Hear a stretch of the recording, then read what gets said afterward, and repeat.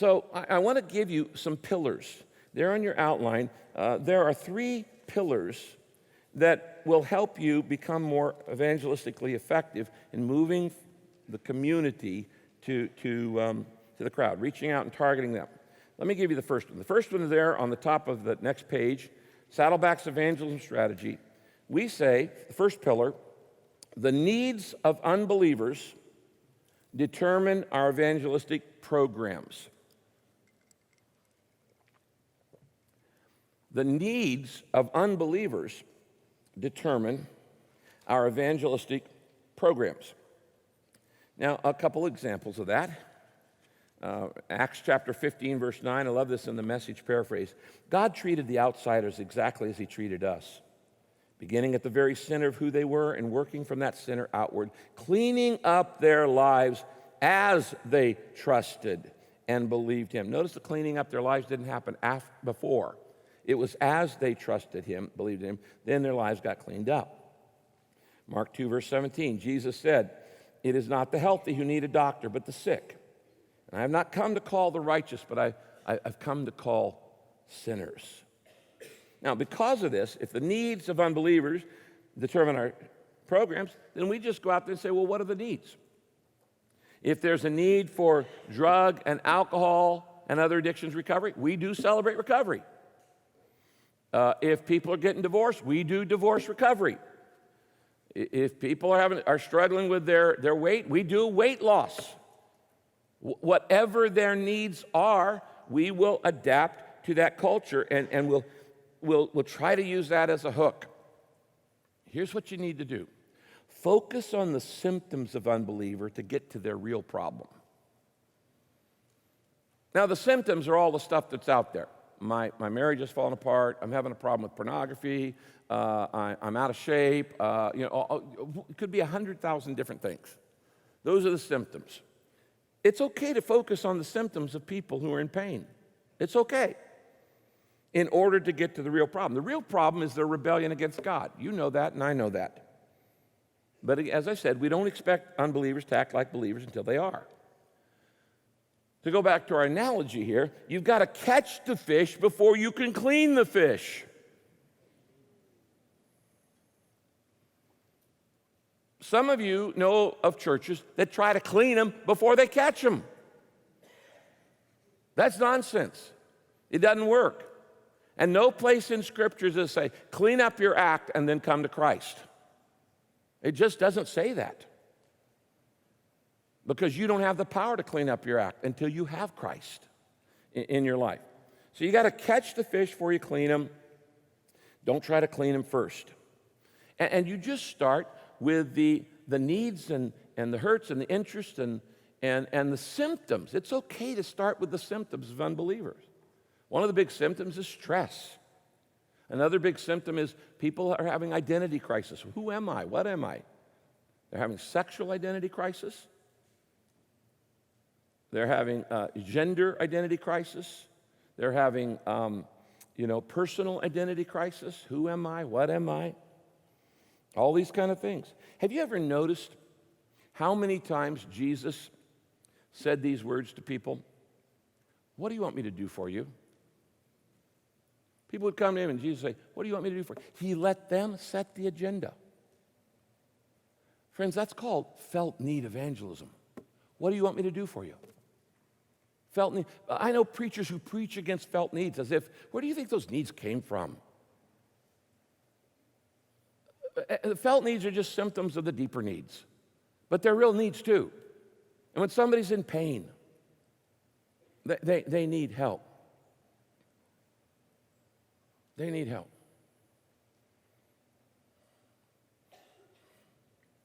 I was going to share a couple of stories from the last week, but I'm not. They're too personal. Of helping people in pain and then them coming to Christ. What we have learned is this. You might write this down. Anybody can be won to Christ if you discover the key to his heart. I firmly believe that. I firmly believe, after decades of working with non-believers, that anybody can be won to Christ if you discover the key to his heart. And how do you find out? Ask questions. Look for that open nerve. You can even say, ask Jesus, what do you want me to do for you? How can I help you? How can I serve you? If you discover the key to his heart, he can be won to Christ. What is the key? The key are his hurts, his needs, his questions, and his interests. The key to winning anybody to Christ are his hurts, his needs, his questions, or his interest. When you study why people came to Christ, you could go through the Gospels and make a list of all the reasons people came to Christ. Some of them wouldn't be considered legitimate reasons. Some people came to Christ because they wanted to see a miracle. Some people came because they wanted to trap him. Some people wanted to ask questions. Some people came to get to see the miracle. Some people came for the bread. Some people came for personal physical healing. Here's an interesting thing. Jesus didn't care why people came to him as long as they came to him. He didn't care what their motivation was for coming to him as long as they came to him. Because once they came to him, he was going to change their motivation. So it's not like there are illegitimate ways to come to Christ. There have been men who've come to Christ in this church because they were interested in dating a girl in our church. I don't care. They came to Christ. There have been people who've come to this church because they thought they'd get business opportunities by coming here, but they came to Christ. He changes your want to after you become a believer. But we don't ask them to have the right motivation before they even know Christ. So we don't put anybody down for coming to Christ. Now, I want you to hear this. There is only one way to the Father. It's Jesus. I am the way, the truth, and the life. No one comes to the Father except through me. There are many ways to come to the Father. No, only one way to come to the Father, through Jesus. But friends, there are thousands of ways that people come to Jesus. Some of them, quote, legitimate, some of them illegitimate, physical, emotional, spiritual, mental, every one of them is a hook. And Jesus didn't care why they came as long as they came. Because when you get in his presence, he transforms you. And so the key is look for their hurts, look for their interests, look for their questions, look for their needs. No one is converted until they realize the need for conversion. Every man is an island, and you establish a beachhead on his life by finding that felt need. You see, what I'm trying to teach you is that before you can share the good news with anybody in today's culture, you got to get their attention. The good news is only good news if it gets there in time. If it gets there after the fact, sorry, it's too late. It's only good news if it gets there in time. If you want to share the good news, you got to get their attention first. Now, 100 years ago, this was no problem for the church. 100 years ago, the church was often the biggest building in town. The pastor was the most prominent person in town, even educated, usually the most educated person in town, and the church program was the social calendar of the community. None of that's true anymore. We're in competition with thousands. You know what's the biggest competition for your services right now? Kids' sports. Because now they're playing on Sundays and Saturdays, and they're taking, and that's the new religion, kids' sports. And so they're sitting on the sidelines watching a soccer game or a football game or a basketball game or a baseball game or whatever. So none of that's true anymore. We don't have the world's attention automatically. You got to get it. Today, when I drive down the freeways of Southern California, I'm looking out the side, and somebody's driving past me. I go, Lord, how do I get them to slow down long enough to get their attention? Because if I can't get their attention, I can't share the good news with them. Or I'll see somebody say, how do I get them to look up from their screen long enough to talk to them about the Lord? How do I get them to take the earbuds out of their ears long enough to listen? How do you get their attention? This is the question you have to be asking yourself all the time. And how do you get their attention? Through their felt needs, their hurts, their interests, their questions, all this stuff that I just talked to you about. This is why, as I said, we're not in competition with each other. I remember the first year of the church, we had a membership class, one-on-one class, and I think I had 9 people to baptize. We didn't have a baptism pool. And so we went to a church over in Laguna Woods, and we said, can we borrow your baptistry, your baptism pool? And the pastor called me back, and he said, well, I'm sorry, but our elders have decided that we don't share our facilities to anybody in competition with us. That church no longer exists because of that very attitude. It's not even there anymore. It's just not there. You know, as I said, it's like 2 ants arguing over who's going to eat the elephant. Your church will never grow beyond your capacity to meet needs. So if you learn to meet needs, you're going to win people to Christ. What are the needs of the people in your area? You have to survey them. You have to find out. You say, well, Rick, are there any universal needs that are true in every culture and every community? Yes, there are. You might write this down. The felt needs of unchurched Americans are primarily emotional and relational. That's where we have the most open doors with non-believers today. Through their emotional needs, stress, depression, worry, anger, all of the negative emotions that people have to deal with, and relational needs. Hurt, brokenheartedness, betrayal, divorce, all relational needs. The emotional and relational needs are universal. Everybody needs love. Everybody needs acceptance. Everybody needs purpose. That's why that book is in 137 languages. Everybody needs purposes. Everybody needs forgiveness. Everybody needs self-esteem. You know, why did Jesus never lack a crowd? We're going to look at that next. Because he met the needs of people. And I want to tell you this. If your church is meeting needs, attendance will be the least of your problems. If you're genuinely meeting the needs of your community, you'd have to lock the doors to keep people out. Because they are looking for their needs to be met.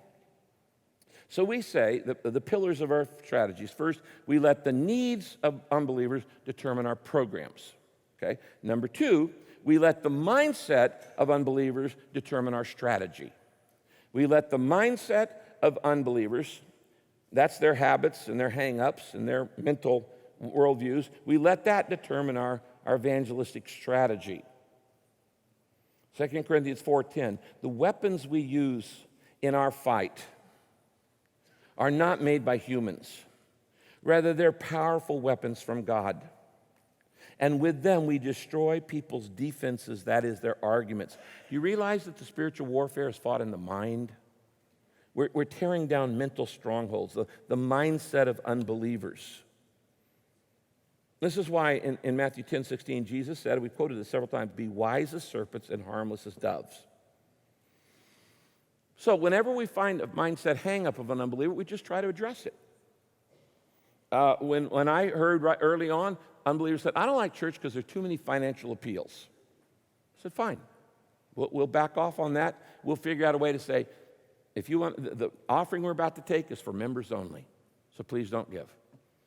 And people say, wait a minute, I went to church, you told me not to give? Yeah, not if you're a member. Their tithes and offerings support this church. We want you to get something, not give. So we just go around that.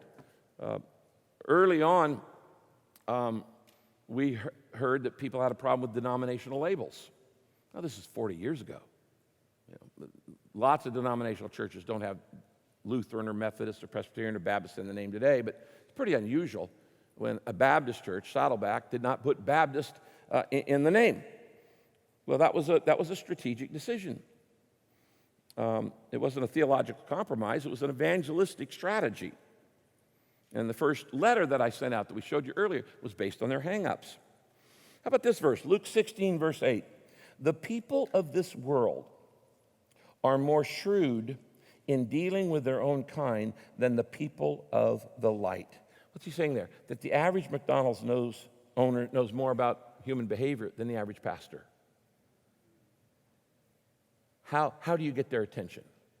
How do you capture their attention? We let the needs of unbelievers determine the programs, and the mindset of unbelievers determine the strategy. And the third thing is we let the culture of unbelievers determine our style. We let the culture of unbelievers determine our evangelistic style. Not the style of everything we do, but the style of our evangelism.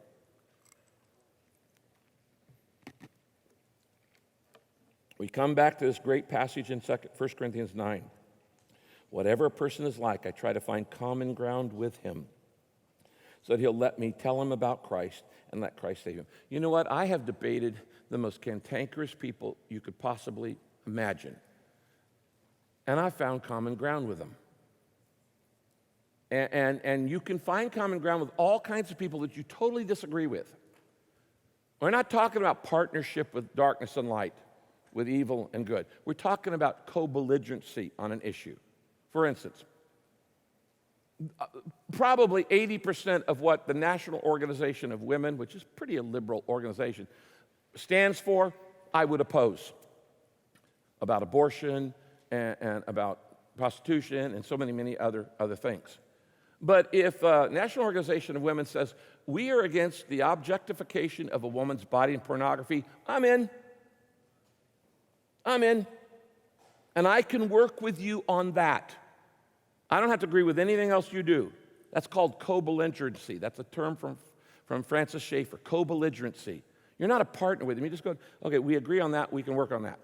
We're against pornography. And we don't agree on anything else we do, but we can agree on that. And Kay and I have worked with organizations that we don't agree with on AIDS, HIV and AIDS, and many other subjects. But it's the whole idea of trying to find common ground where you can. And you let the culture determine your style. Now, we're in Southern California. It's laid-back Southern California. So our style is laid-back Southern California. I will tell you this. When we get into the worship services, and you start choosing a style of music, and you start choosing a style of culture for your services, you will be criticized. Some of you already had that. But I will tell you this, no matter what style you use, you're going to be criticized. No matter which one. So you may as well get one that matches your community, because you're going to be criticized. Now, people, it comes down to this question: who are you trying to impress? A lot of stuff we do at Saddleback Church, particularly in the early years, was not very impressive to theologians or traditional churches and things like that, but they're not our audience. Who are you trying to impress with your services? Your denomination?